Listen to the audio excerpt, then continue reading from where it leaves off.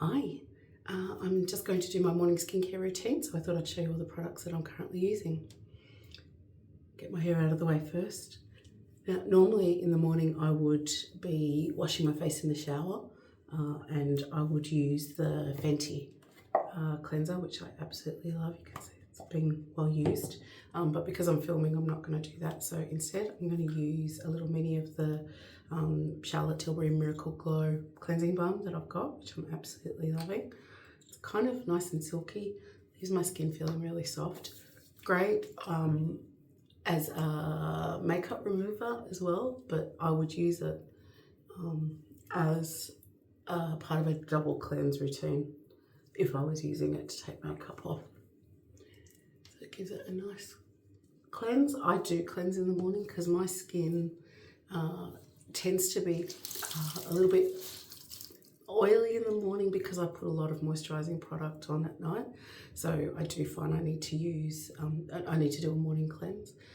With this balm, I use a warm face cloth to take it off. I always use dark coloured face cloths because makeup stains, always. Okay, so I've taken the cleansing balm off. I normally give my skin a second or two to just dry a little bit before I move on. If I was doing my normal morning cleanse, I'd be in the shower, so by the time I've dried my body, my face is dried as well. So next I go in with an exfoliator. I do this every day. At the moment I'm using the Medicate Press and Glow, just with a cotton pad, a couple of pumps. I start at the bottom of my jaw because that's where I get a lot of hormonal breakouts at the moment. So starting there, just sort of while the cotton pad's the most wet, and then I go over the rest of my face. Okay, and I tend to give each step a second or a couple of minutes, depending on what it is, to sort of dry down before I move on to the next one. So I'll give that a second just to settle in. So I use a large number of serums every day. Generally a vitamin C, something hydrating, and then depending on how my skin's going, I might use some specific treatments. At the moment, I'm just using the Sunday Riley CEO, which I absolutely love. It's one of my most favourite vitamin C's. It's just about finished, so I've had it upside down and I need to kind of tap out what I can get out. Oh, still plenty in there, which is fantastic. I always take down my neck as well. Sometimes, depending on how much time I've got in the morning, I will do some separate serums for my neck as well. I tend to use, if I've got a serum or a product that doesn't sit great on my face, I tend to use those on my neck because neck skin tends to be a little bit more forgiving and I don't have to worry about it sitting so well under my makeup and that kind of thing. So again, give that a minute or two to dry down. Okay, that's had a minute, soaked in. I can feel that it's not sort of wet and tacky on my skin anymore. So next serum, I'm using Medicate Hydrate B5 Intense. I really like this, especially if I've got breakouts. It really helps to clear out my skin. I'm getting a lot of hormonal breakouts at the moment. I think it's because of menopause. So I use one full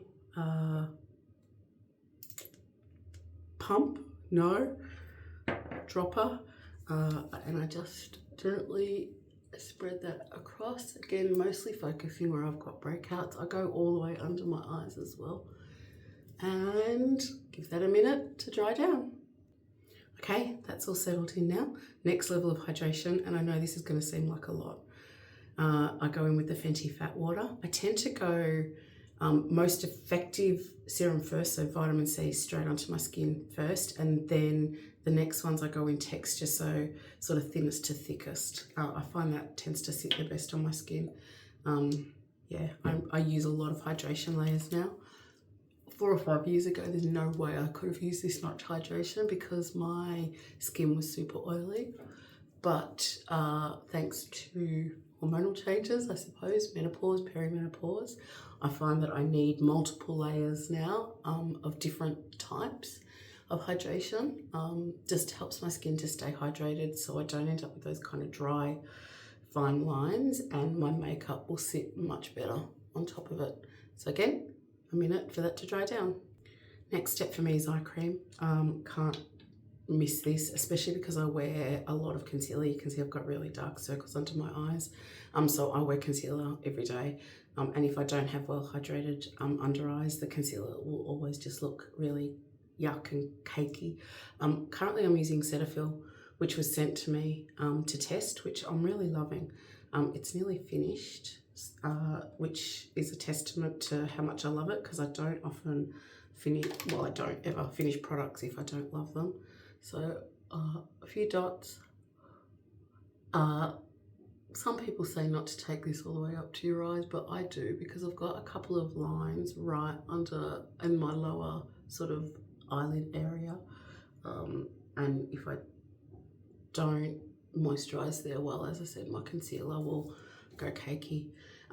Next, this will depend on whether or not my skin is how my skin is feeling. It's really dry. I don't know if you can tell, but I'm sick at the moment, so my skin is super dry. So I'm doing an extra hydration mist before I put my moisturizer on.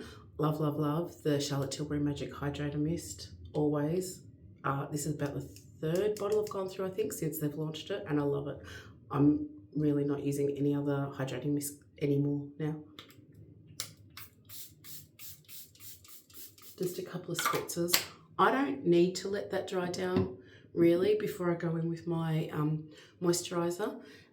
Depending on which moisturizer I'm using, if it's a no makeup day and I'm using a really thick, heavy moisturizer, then I might give it a second, because otherwise it can sort of stop the moisturizer from settling in very well. But today I'm using a lighter moisturizer. I'm using the Kester Black Skin Drench Moisturizer, so I can go in with that straight away. I don't need to let the hydrating mist settle in, and you'll see this will rub in quite well. All the way up. Even though I've done eye cream, I still go up onto my eyes, in my eyebrows, right up to my hairline, and down my neck, behind my ears. I try and go down my neck and down up into my chest area with everything, because I know that that's going to be an area that shows sign of aging. Anything that I've got left on my hands goes on the back of my hands as well. So now I'll give that like 10 minutes or more before I put my sunscreen on. I generally go and have my brekkie, brush my teeth, come back and do my sunscreen, so that it's had a good time to set down before I want my sunscreen to be applied, so that it can create the right layer with the sunscreen and set properly. So I'll give that a minute. Okay, so that's had about 10 or so minutes to sort of settle in, and I can feel that it's settled, it's not tacky on my skin anymore. Super important, because I want to give my sunscreen a good base to adhere to, so that it can set up its filters properly. And if I feel like if I went straight over the top of my moisturizer with my sunscreen, I don't feel like I'd be getting the best out of my sunscreen. So Holy Grail, Mecca to save face. I always use this. I flip to other ones every so often to test new ones out, but I always come back to this one. You have to use the right amount, like a 1/4 teaspoon for your face. None of this 2 fingers rubbish. You've got to use a good amount and really cover all the areas. This takes a bit of working in and a bit of time to set up, but it's worth it. I get a lot of melasma and hyperpigmentation.